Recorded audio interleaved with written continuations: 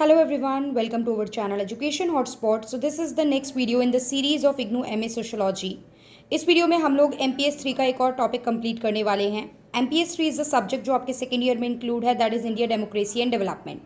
यहाँ पे हम बात करें अशोक मेहता कमेटी की. अशोक मेहता कमेटी का क्वेश्चन जनरली आपसे जो है वो लास्ट में जो राइट शॉर्ट नोट्स आता है आपसे 10 मार्क्स का, 20 मार्क्स का फुल फ्लेज शायद ही पूछा जा सकता है. ऐसा नहीं कह सकते नहीं पूछा जा सकता, बट आपसे अशोक मेहता कमेटी रिपोर्ट पूछी जाती है. और रिपोर्ट पूछी जाती है तो पता होना चाहिए कमेटी किसके रिगार्डिंग थी, क्या रिकमेंडेशन थी, क्या चीज़ें थी, ये सब हमें पता होना जरूरी है. तो पहले फैक्ट बता देती हूँ, फिर बैकग्राउंड भी एक बार क्लियर कर दूंगी.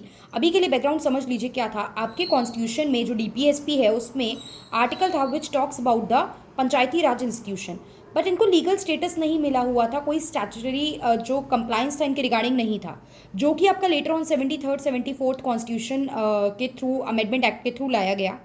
उससे पहले बहुत सारी अलग अलग कमेटी बनाई गई थी which is regarding the panchayati raj institution, जो मैं इस वीडियो के लास्ट में आपको बताऊंगी. अभी direct question Ashok Mehta committee के बारे में है. तो ये कमेटी क्या बात करती थी और इसकी क्या रिकमेंडेशन है. अच्छी खासी 11-12 रिकमेंडेशन है, वो पूरी रिकमेंडेशन वर्ड टू वर्ड बता दूंगी, नोट शेयर कर दूंगी. You have to learn. इसमें I can not help it कि आपको कोई ट्रिक से मैं इसको मेमोराइज करा दूंगी और something. You have to learn all these thing. और 10 मार्कर का आएगा तो अच्छा खासा कंटेंट लिख के भी आना है. तो मैं प्रोवाइड कर रही हूँ, मैं मेहनत कर रही हूँ, तो आप लोगों का तो एग्जाम है, आपको तो करनी ज़रूरी है.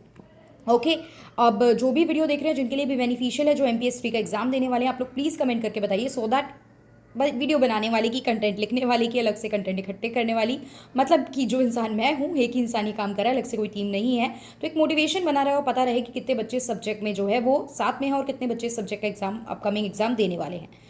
यहाँ पे अशोक मेहता कमेटी की रिपोर्ट क्या बोलती है, पहले समझ लीजिए क्या बात की गई है. दिसंबर 1977 में जनता गवर्नमेंट ने अपॉइंट करी एक committee which is regarding the panchayati raj institution under the chairmanship of Ashok Mehta. That's why इसे नाम दे दिया गया अशोक मेहता कमेटी. कमेटी ने अपनी रिपोर्ट सबमिट करी अगस्त 1978 में और 132 रिकमेंडेशन की, जिससे कि जो पंचायती राज जो डिक्लाइन हो रहा है सिस्टम कंट्री में, वो रिवाइव हो सके. The flow of politics at the state level did not allow the institution to develop their own political dynamics. जो स्टेट लेवल पे जो स्टेट गवर्नमेंट थी वो बहुत ज़्यादा अपनी सेल्फ गवर्नेंस, विलेज लेवल की पंचायत वगैरह को इतना ज़्यादा मेन स्ट्रीम में आने का मौका नहीं दे रही थी. दैट्स वाई अलग अलग कमेटी बनाई गई जो इसके रिगार्डिंग अपनी बात कहेंगी और उसके अकॉर्डिंग फिर कोई डिसीजन लिया जाएगा. रिकमेंडेशन क्या थी, वर्ड टू वर्ड रिकमेंडेशन पढ़ लेते हैं. इन्होंने 3 टायर सिस्टम की बात करी कि पंचायती राज, 3 टायर की जगह 2 टायर. इनसे पहले जो आई थी बलवंत राय मेहता कमेटी, उसने 3 टायर की बात की थी, लेकिन इन्होंने क्या बोला कि पंचायती राज को 3 टायर की जगह 2 टायर से आपको रिप्लेस कर देना चाहिए. एक होनी चाहिए जिला परिषद डिस्ट्रिक्ट लेवल पे, Mandal Parishad consisting of group of villages covering over a population of 15,000 से 20,000. Plus district should be the first point for decentralization. Decentralization क्या होता है, division of power till the lowest level. इसको मल्टीपल वीडियो में मैं बता चुकी हूँ. टॉप से बॉटम तक पावर अथॉरिटी फ्लो होना, ये डिसेंट्रलाइजेशन होता है. तो डिस्ट्रिक्ट से डिसेंट्रलाइजेशन होना चाहिए under the popular supervision below the state level. State जो है वो सुपरवाइज करेगा, स्टेट के अंदर सुपरविजन उसका चलना चाहिए. थर्ड रिकमेंडेशन इज जिला परिषद should be the executive body and responsible for planning at the district level. Planning proper करके चलनी है, एग्जीक्यूटिव बॉडी का रोल प्ले करके चलना है. किसको, एग्जीक्यूटिव कौन रहेगी, जिला परिषद रहेगी. राइट, एग्जीक्यूटिव होता है, एडवाइजरी होता है, तो यहाँ पे जिला परिषद एक एग्जीक्यूटिव बॉडी का रोल प्ले करेगी. एंड एक ऑफिशियल पार्टिसिपेशन होना चाहिए पॉलिटिकल पार्टी का at all level of panchayat election. मतलब बाकी पार्टीज, क्योंकि मल्टीपल लोग इन्वॉल्व रहेंगे तभी बेनिफिट रहेगा, तो पॉलिटिकल पार्टी का इन्वॉल्वमेंट रहना चाहिए.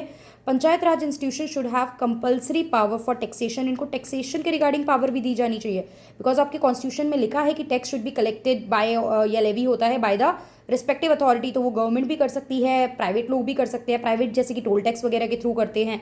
प्लस पंचायती राज को भी ये पावर देनी चाहिए कि वो टैक्स कलेक्ट कर सके और अपने खुद के फाइनेंशियल रिसोर्सेज मोबिलाइज कर सकें. There should be regular social audit होना चाहिए. सोशल ऑडिट मतलब जो भी वर्क कर रहे हैं सोसाइटी में, जो भी डेवलपमेंट है उसका ऑडिट होता है, उसको क्रॉस एग्जामिन किया जा सके district level agency and by committee of legislature. State government should not supersede the panchayati raj institution. भाई स्टेट गवर्नमेंट ना उन्हें ओवरकम कर ले, उन्हें अपनी पावर अथॉरिटी दी जाए, डिसीजन लेने का मौका मिले और फ्री स्पेस में काम करने का मौका मिलना चाहिए. न्याय panchayat should be kept as separate bodies from that of state. सीधी बात है, न्याय पंचायत लॉ जस्टिस का काम करेगी. इंटरफेरेंस या डिपेंडेंस रहेगा तो वो उतना इफेक्टिव काम नहीं कर पाएगी. तो दैट्स वाई न्याय पंचायत को सेपरेट रखना चाहिए. डेवलपमेंट फंक्शन जिला परिषद को दे देनी चाहिए. जो भी डेवलपमेंट के रिगार्डिंग प्लान, प्रोग्राम, पॉलिसी बनेगी that should be made by जिला परिषद. ये सब इसकी रिकमेंडेशन थी, किसकी, जो अशोक मेहता कमेटी हम पढ़ रहे हैं उसकी रिकमेंडेशन थी। जो वॉलंटियरी एजेंसीज होती हैं which are framed by them self, they should play an important role in mobilising the support of people from Panchayati raj. लोगों का सपोर्ट भी होना चाहिए, मोबिलाइजिंग पीपल सपोर्ट, मतलब जो लोकल पीपल हैं उनका सपोर्ट भी मिलना चाहिए। वॉलंटियरी क्या होती है? जो ग्रुप खुद से क्रिएट किया गया है, वॉलंटियरी लोगों ने बनाया है, अपनी इच्छा से बनाया है, तो वो तो जो लोकल एरिया के रेजिडेंट्स हैं, लोग हैं, वही सब मिलकर क्रिएट करेंगे ना। A minister of Panchayati Raj should be appointed in the state council of minister. Panchayati Raj का रिप्रेजेंटेटिव मिनिस्टर भी वहाँ पे होना चाहिए। SC ST की जो सीट्स होती हैं वो रिजर्व होनी चाहिए उनकी पॉपुलेशन के बेसिस पे, कितना रिजर्वेशन है उस एरिया में, कितने SC कितने ST हैं, उस बेसिस पे। ये अगर आप कोई वनडे एग्जाम देते हो कॉम्पिटिटिव, वहाँ पे भी ध्यान रखना है। SC ST का रिजर्वेशन फिक्स नहीं है, ये अलग अलग एरिया में वेरी करता है on the basis of the population की कितना ये लोग वहाँ रह रहे हैं। प्लस 1/3 जो है वो वुमेन के लिए रिजर्व रहती हैं सीट्स, 1/3 वुमेन के लिए रिजर्व है। अब बैकग्राउंड देखें, हिस्टोरिकल बैकग्राउंड तो क्या था। 1957 में इससे पहले एक कमेटी आई थी, that was Balwant Rai Mehta committee. इस कमेटी ने 3 टायर की बात की थी, village, block and district. Village ग्राम पंचायत जो कि एडवाइजरी बॉडी रहेगी, ब्लॉक लेवल पे पंचायत समिति जो कि एक एग्जीक्यूटिव बॉडी रहेगी, डिस्ट्रिक्ट पे जिला परिषद। जिसके रिगार्डिंग की बात में जो हमने पढ़ी 1977 में अशोक मेहता कमेटी, जिसने इसको बोला कि 2 टायर में रिप्लेस कर देना चाहिए। 1985 में GV राव आई, इसको डिटेल में नहीं बता रही हूँ अभी मैं। 86 में LM सिंघवी, 1980 में थंगन कमीशन एंड 88 में ही गडगिल कमेटी भी आई थी। तो these are the committee that is related to the panchayati raj institution के रिगार्डिंग बनाई गई थी। दिस इज द टाइमलाइन और structure which you can use at the starting of your answer. और ये बता भी दिया है, आप इस सब यूज कर सकते हो 20 मार्क्स में अगर आ जाए। इसको और एक्सप्लेन कर सकते हो कि आर्टिकल 40 DPSP का बात करता था विलेज पंचायत की। एट द टाइम जब आपका कॉन्स्टिट्यूशन बना तो विलेज पंचायत का प्रोविजन उसमें इंक्लूड था, एक्सक्लूड नहीं किया गया था। लोगों ने सोचा था इसके बारे में और इंक्लूड किया था आपके कॉन्स्टिट्यूशनल मेकर ने। तो वहाँ पे लेकिन इसके पास स्टैच्यूटरी स्टेटस नहीं था, कोई लीगल प्रोविज़न नहीं था, कोई कंप्लाइंस नहीं था किस तरीके से ये वर्क करेगा, फंक्शनिंग कैसी रहेगी, कैसे इलेक्शन होंगे, कौन इसको गवर्न करेगा, फंड कहाँ से आएगा, कैसे सर।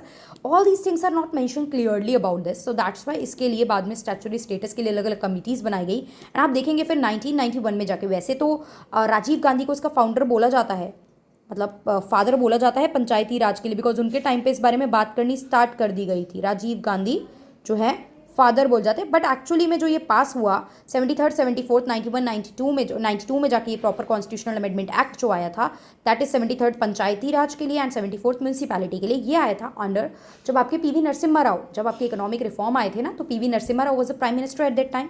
तो उस टाइम पे ये अमेंडमेंट एक्ट जो थी वो पास कराई गई थी। सो आई होप ये क्लियर हो गया होगा, कोई डाउट नहीं है हमें। छोटा सा क्वेश्चन, छोटा क्या बड़ा भी आ सकता है, 20 मार्क्स में भी आ सकता है। So this is one more topic. I am trying ज़्यादा से ज़्यादा टॉपिक आपके एग्जाम से पहले आपको कवर करा सकूँ। 23rd को एग्जाम है आज, वीडियो लेट अपलोड हो पाएंगी आप लोगों के पास। 21 22 यू विल हैव 2 days। तो आई होप ये वीडियो हेल्प करेंगे और हम अच्छे से एग्जाम दे के आएंगे।